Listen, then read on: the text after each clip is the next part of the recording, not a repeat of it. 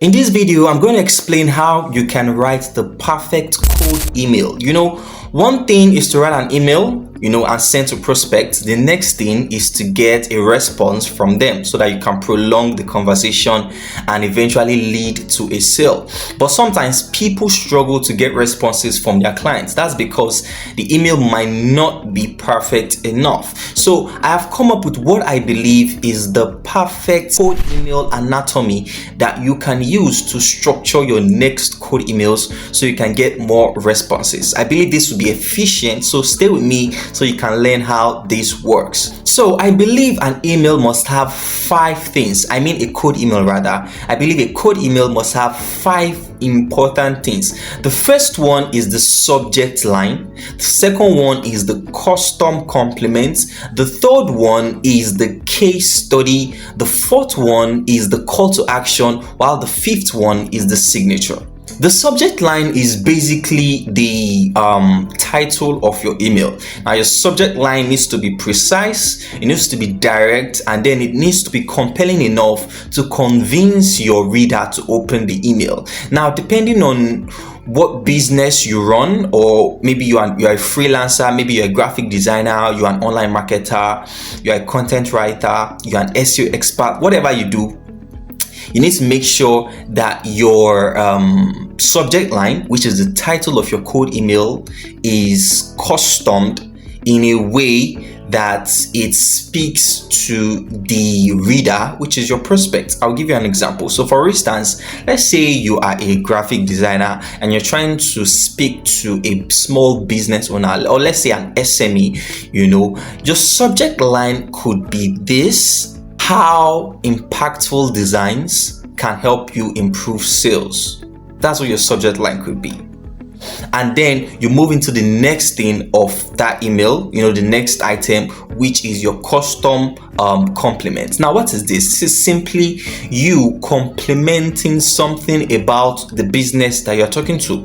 You need to make them understand that you know the business they run, and then you know them enough to spot something unique about their business. So, like I said, if you're a graphic designer or whatever you do, and let's say you are talking to a business owner that sells, let's say, luxury hair, for example, you could go check their Instagram page and see how they create their content and how they respond to their clients and the kind of reviews they post, and then you'll find something unique that is good about them that you can compliment. For instance, it could be how they package their luxury hairs.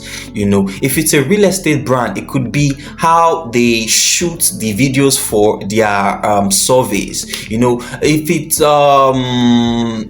it's a social media agency, it could be about maybe how they curate their content. Now, once you find this compliment, you're going to say, this is something I noticed about your business and I like it and I want you to keep it up. Now, while this makes them feel good, it also reassures them that you're not just some random stranger that just wants to sell something straight away. It will show that you took your time to study their business, and they'll be happy about that, and then they will pay you attention. Remember, it's the attention business we're talking about here. We're trying to make sure that people read your email and then pay attention to it and probably respond to you. Now, let's go into the third item of your cold email, and this is the case study. Now, your case study is simply a successful project that you have done in the past that is relevant to the value that you are offering this client in the cold email. Let's use an SEO expert as an example. So let's say you're an SEO expert, or maybe you're an SEO writer. Your case study could be about a website that was not performing well, and then you stepped in, create a couple content, optimize them, and then the website start ranking, and then you post this with proof right in the email.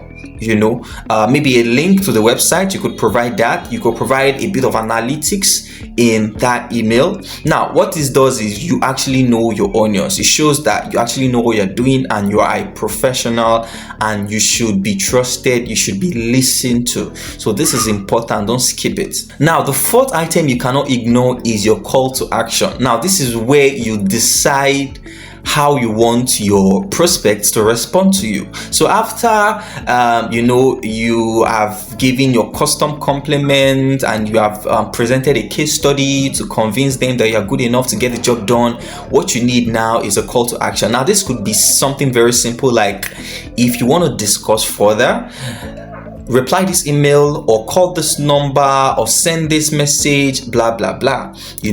Just make sure it is simple and short and polite enough, so your prospects could just simply follow that instruction to contact you after they read your email. Now the last one, which is the signatory, is simply you saying, thank you for taking your time to read this. I look forward to hearing from you, blah blah blah blah blah. This is how I believe a cold email should be written. So if you think this makes sense, if you think this is insightful, let me know in the comments. If you're going to try this, let me know in the comments. And if you try this and it works, also come back to the comments and let me know. I'll see you next time.